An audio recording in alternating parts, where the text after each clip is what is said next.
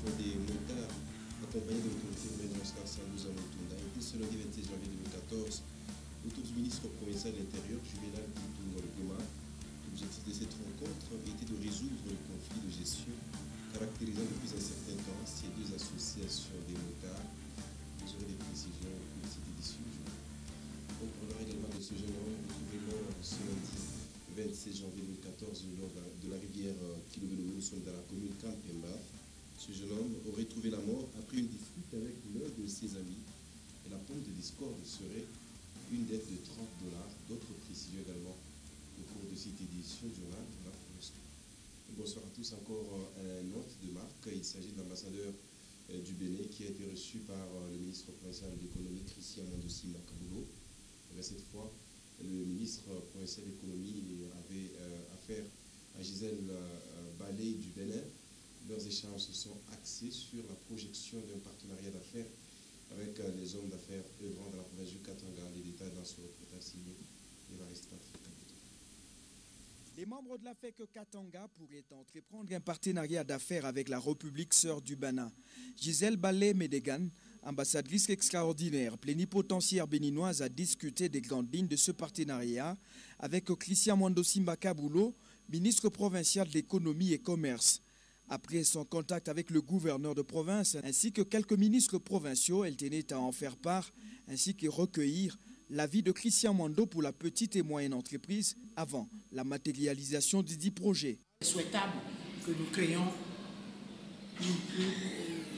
un partenariat entre mon pays et un jumelage, pour tout vous dire, entre le Bénin et la province du Katanga. Concrètement, bon, c'est un début, je viens de lui dire seulement, mais nous avons déjà trouvé des pistes que nous allons explorer.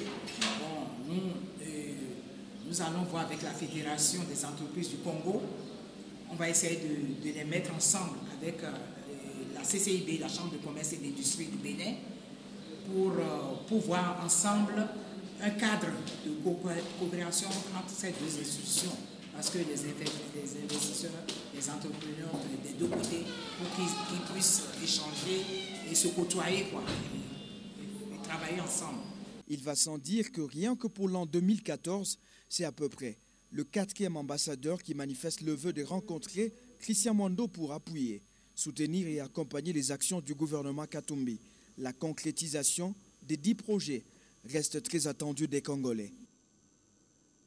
Et puis c'est en vue de solliciter la collaboration du ministre provincial de la Jeunesse afin de réaliser différents projets dans le cadre de la culture des jeunes que le père supérieur régional de Mediaspol RDC a rencontré ce lundi 27 janvier 2014 le ministre Audax Sompoué. Le père Roberto Ponti compte avec sa société appuyer la formation des jeunes de la province du Katanga à travers une documentation culturelle comme les livres et les détails dans ce propos recueilli par Edouard Kankou.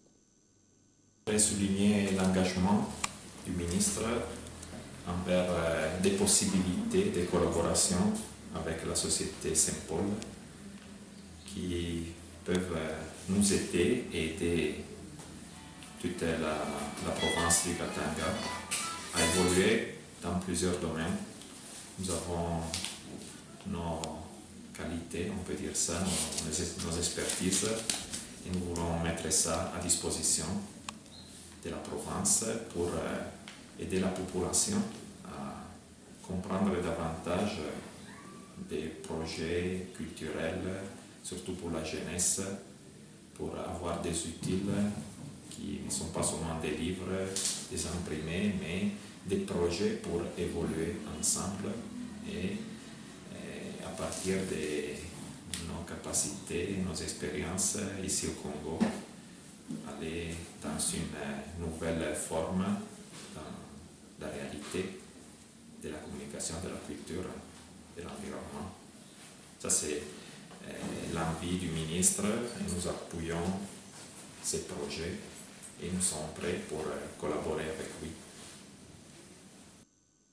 Et d'un ministère à l'autre, sachez que l'école de police de la Kassapa a désormais un nouveau commandant. Il s'agit du général Bazanga. Et ce dernier a été reçu en audience par le ministre provincial de l'Intérieur, Juvenal Kitungwa Lugoma. C'était ce lundi le 27 janvier 2014. Le commissaire principal de la PNC qui l'a conduit au ministère de l'Intérieur s'est exprimé au sortir de l'audience. C'est au micro d'Edouard Kankou. Suivez. Mais lorsqu'un officier arrive dans un nouveau corps, il est obligé d'abord de se présenter auprès du chef en vue de présenter ses civilités. Et c'est l'objet fondamental de notre visite aujourd'hui au ministère de l'Intérieur. Je pense que le général Bazengue, que vous voyez ici, le commissaire divisionnaire adjoint, il vient d'être nommé récemment par ordonnance comme commandant de l'école de police de Kassaba. Et comme c'est la première fois qu'il va bientôt entrer dans ses fonctions, tout ça, il fallait à tout prix que le général Bazengue s'acquitte de ses devoirs. Raison pour laquelle nous sommes venus voir le ministre de l'Intérieur et lui présenter ses civilités.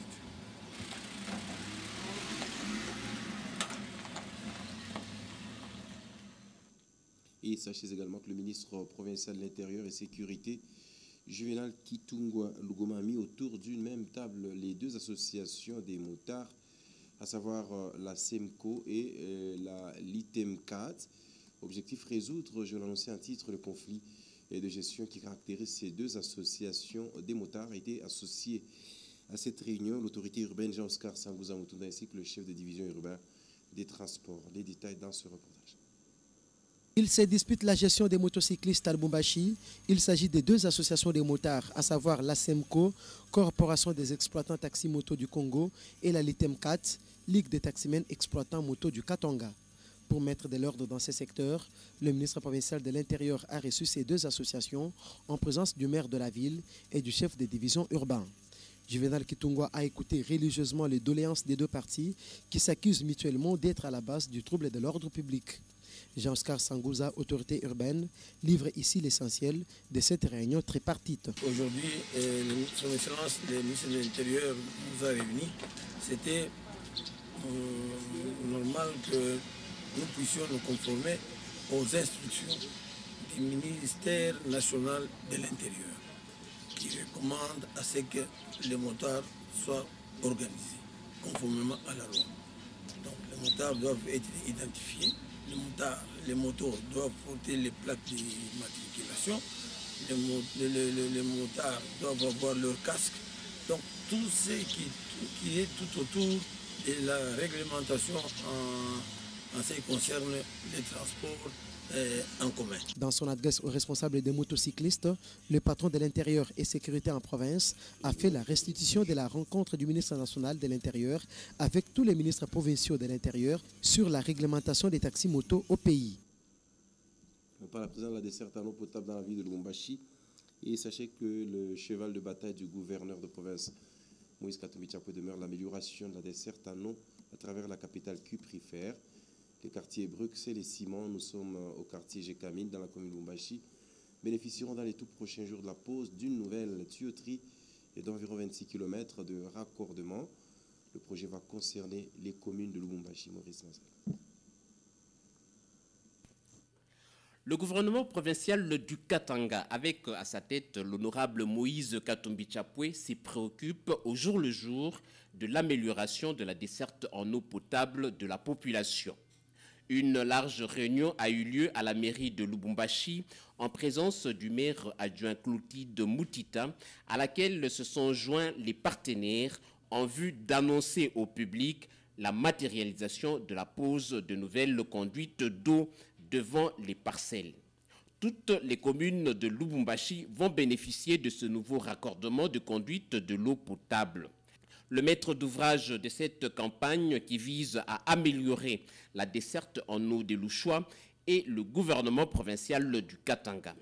À cette fin, la hiérarchie provinciale du Katanga recommande aux bourgmestres des communes de s'approprier de ce projet afin que sa matérialisation s'exécute dans le temps réel au profit de la population. Chaque bourgmestre de commune est prié donc de sensibiliser la population afin qu'elle accompagne ce bienfait en coopérant avec les ouvriers commis à cet ouvrage. La première commune où vont commencer ces travaux de pose de la tuyauterie est la commune de Lubumbashi, au quartier Simon, non loin de la cellule Penga Penga. À tour de rôle, selon le programme, chaque commune sera programmée pour avoir cette tuyauterie. Dans les jours qui suivent, même la commune de la Roachi, réputée en carence d'eau potable, sera aussi desservie. Et toujours dans le souci d'assurer une bonne desserte en eau potable à travers la ville de Lubumbashi, les responsables de la régie des eaux au niveau de la province du Katanga ont tenu avec l'autorité urbaine et les cadres de base une réunion à ce sujet à l'hôtel de ville de Lubumbashi. La cellule d'exécution du projet de transport multimodal a pris part à la réunion lundi 27 janvier à la mairie de Lubumbashi sur la pose d'environ 26 km de tuyauterie qui sera placée dans 2 quartiers de la commune de Lubumbashi. Cette réunion a réuni cette structure avec le ministre provincial de l'énergie, du maire adjoint de la ville de Lubumbashi, du directeur provincial de la régie des eaux et des différents bourgmestres de la ville qui ont pour mission de sensibiliser la population au sujet du branchement social en faveur de nouveaux abonnés de la régie des eaux, lesquels s'élèvent à 46 500 francs congolais. Serigne Seimbay, consultant international de la cellule d'exécution du projet eau de la régie des eaux, estime que la desserte en eau potable est d'une importance capitale. Le PMU est pris en charge, pris en main au plus haut niveau. Je pense que nous sommes très revigorés et encouragés.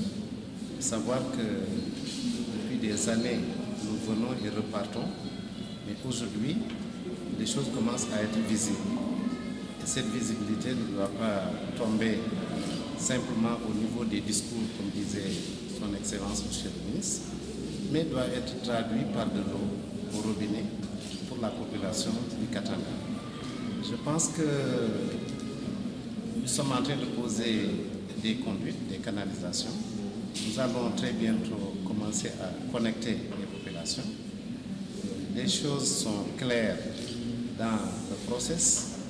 Ce qui reste maintenant, c'est de revenir ici dans 3 mois, dans 4 mois, ne pas rencontrer seulement les autorités, mais rencontrer les populations sur le terrain afin de mesurer leur niveau de satisfaction. La réussite de ce projet favorisera le bien-être de la population louchoise. Et il vous souviendra qu'il y a de cela quelques jours, la FEC Katanga, à travers la Chambre des mines, a organisé au Grand Caravia Hôtel la première table ronde sur la sous-traitance dans le secteur minier ici dans la province du Katanga. Et ces assises avaient pour objectif de promouvoir l'émergence de la classe moyenne dans notre pays, la République démocratique du Congo. Edouard Kankou revient sur cet événement. Assurer la promotion de la classe moyenne au Congo et surtout l'amélioration du partenariat entre les PME et les grandes entreprises, c'est entre autres les objectifs de la tenue de la première table ronde sur la sous-traitance dans le secteur minier par la FEC Katanga en collaboration avec la Chambre des mines. Des assises auxquelles ont pris part les gouverneurs des provinces, quelques membres du gouvernement provincial et certains chefs d'entreprise de la place. Des allocutions tenues, l'on retient d'abord celle du délégué du président national de la FEC qui a rendu un vibrant hommage au chef de l'exécutif provincial pour l'amélioration du climat des affaires au Katanga. Et pour Eric Monga, président de la FEC Katanga, la sous-traitance dans les secteurs miniers est une condition sine qua non pour le développement des communautés locales. La motivation première vient du besoin qui est né quasiment de la base, la population. Et quand on parle de population, on voit la population structurée en la population, vous et nous, les entreprises et l'État. L'État a donné son impulsion, vous avez suivi, il y a eu un IDI en 2009, déjà avec le gouverneur qui était visionnaire, et par après un arrêté ministériel du ministre des Mines, et par après vous avez une base juridique, nous devons nous approprier de cette base pour effectivement travailler. Avant de prononcer les mots d'ouverture de ces assises, le gouverneur des provinces Moïse Katumbi Chapwe a rappelé à l'assistance que depuis septembre 2009, il avait promulgué l'édit portant la sous-traitance obligatoire. Je remercie le président national ainsi que le conseil d'administration de la Fédération des entreprises du Congo pour m'avoir associé à cette cérémonie d'ouverture des travaux de la table ronde sur la sous-traitance dans notre pays.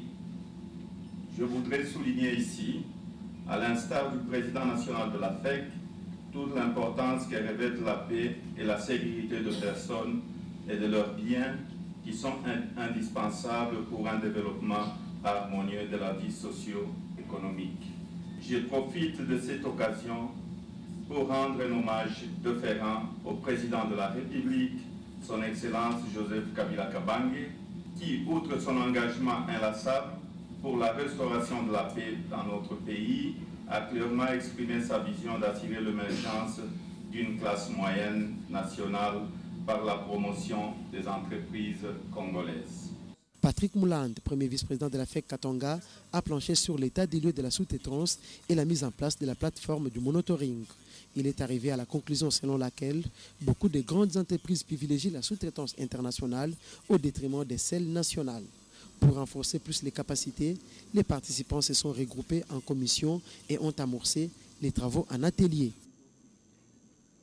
Et on va à présent parler infrastructure routière et sachez que ici au Carrefour Rond-Point, la chaussée est en train d'être élargie de 4 mètres lorsque vous venez de la Cassapa vers le centre-ville. Élargissement pouvant davantage favoriser la fluidité du trafic ou la circulation routière et surtout prévenir les accidents de circulation qui ont été enregistrés il y a peu ici au rond-point Carrefour. C'est un constat de la rédaction de Nyotarazui Télévision. C'est des transformations qui ne fait que subir les carrefours rond-point de Lubumbashi. Avant que la place ne devienne touristique, à l'instar d'autres de la ville qu'ils préfèrent, les agents de l'entreprise commise à l'exécution des travaux sont à l'œuvre. Les engins sont en train de travailler. À ce jour, l'heure est à l'élargissement de la chaussée de 4 mètres en venant de la Cassapa vers le centre-ville de Lubumbashi. Cette réduction du site où seront érigées 2 fontaines et autres ouvrages qui devront attirer les Louchois, nationaux comme expatriés, permet d'avoir 4 bandes de circulation routière en vue de réduire aussi des accidents de circulation.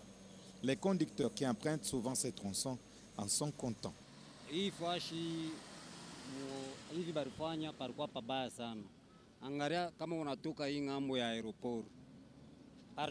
La manière dont ils ont exécuté les travaux, maintenant, il y a de l'amélioration. Car autrefois, nous éprouvions des difficultés. Nous connaissions des cas d'accidents de circulation lorsqu'on roulait. Ceux qui viennent de Cassapa pourront descendre facilement. Ceux qui viennent de Msiri aussi peuvent rouler sans difficulté, sans connaître les accidents. Autrefois, ils avaient échoué ou mieux raté. Et maintenant, ils peuvent réussir.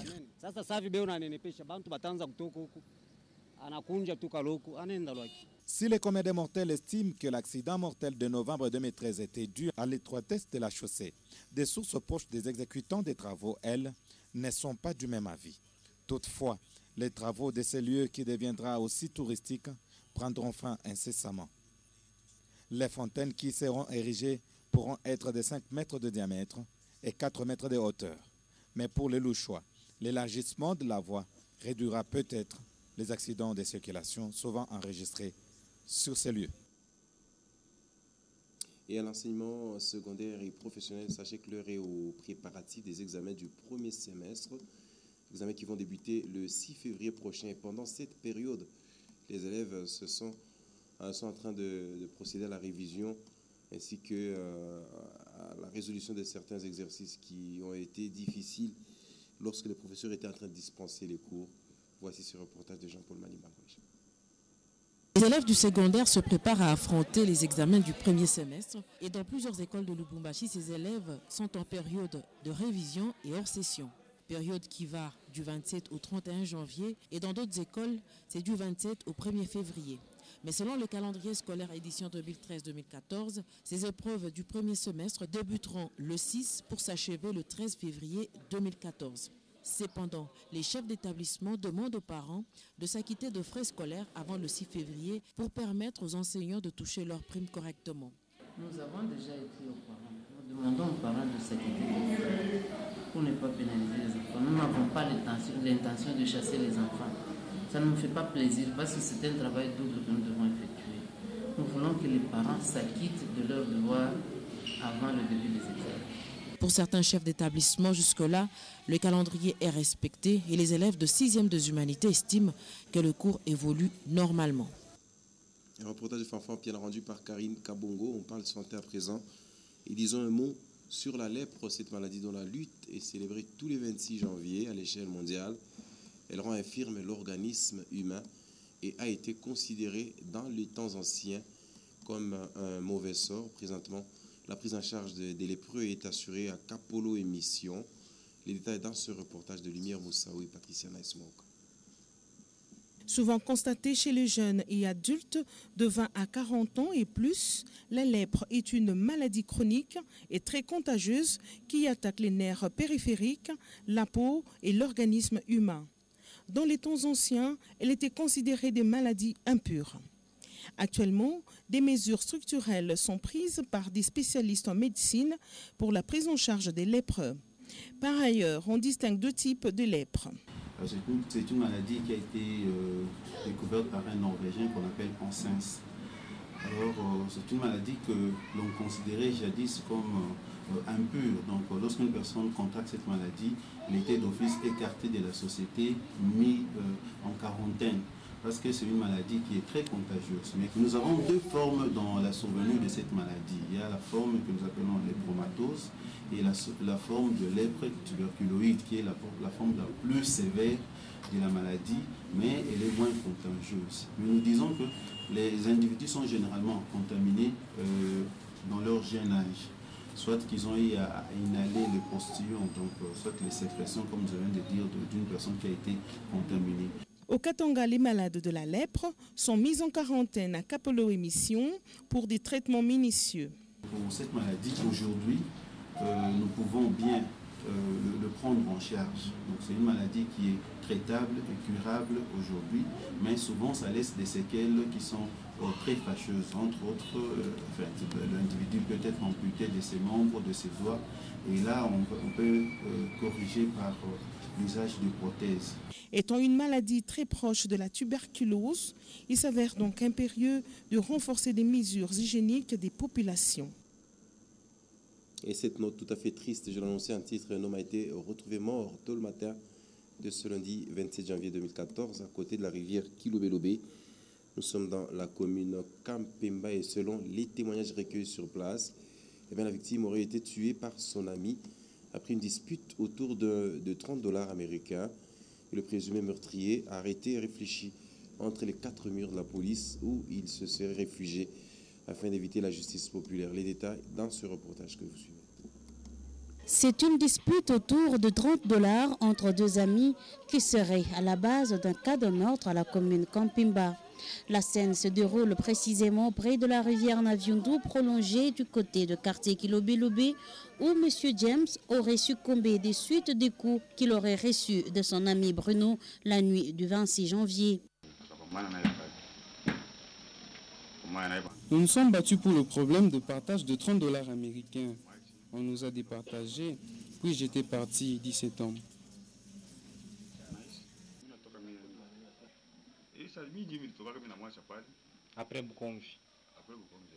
Et ce présumé meurtrier s'est rendu à la police de Kampemba tôt le matin du 27 janvier où il est gardé pour raison de sécurité et d'enquête en attendant son sort. Une façon aussi, selon la police, d'éviter la justice populaire et la vengeance des habitants de ce quartier ou encore de membres de famille de la victime. Et voilà, et sachez que le corps de M. Jean Muganza, Jean Vodacom Katanga, décédé à Kinshasa, a été mis en terre le dimanche 26 janvier 2014 dernier au cimetière de Sapin 2. La famille biologique et professionnelle de l'illustre disparu, très affligée par sa disparition, garde une pensée pieuse en mémoire de M. Jean Muganza, Jean Vodacom Congo. Au cours de nos prochaines interventions, vous suivrez un élément élaboré avec images à la police. Et par là que s'achève cette édition. Madame, Messieurs, merci à vous de l'avoir suivi. Avant de nous quitter, voici rapidement le rappel des principales articulations. Sachez que les représentants de deux associations des motards, accompagnés de l'autorité urbaine Jean-Oscar Sangouza Mutunda, étaient réunis par le ministre provincial de l'Intérieur, Juvenal Kitunga Luguma. L'objectif de cette rencontre était de résoudre le conflit de gestion caractérisant depuis un certain temps ces deux associations des motards. Vous avez eu les détails au cours de cette édition du journal. Et puis, ce jeune homme retrouvé mort tôt le matin de ce lundi 27 janvier 2014, nous sommes dans la commune Kampemba le long de la rivière Kilobélobé. La pomme de discorde avec son ami, un présumé meurtrier, serait une somme de $30 et le présumé meurtrier donc dans les locaux de la police, craignant la justice populaire. Fin complète cette édition. Madame, Monsieur, merci d'avoir été de notre excellente suite de nos programmes sur Nyota Télévision. À toutes et à tous, au revoir.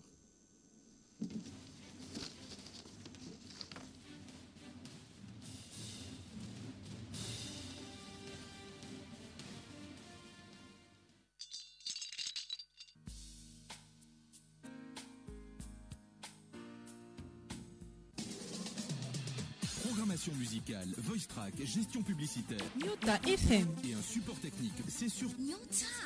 Écoutez, c'est une nouveauté.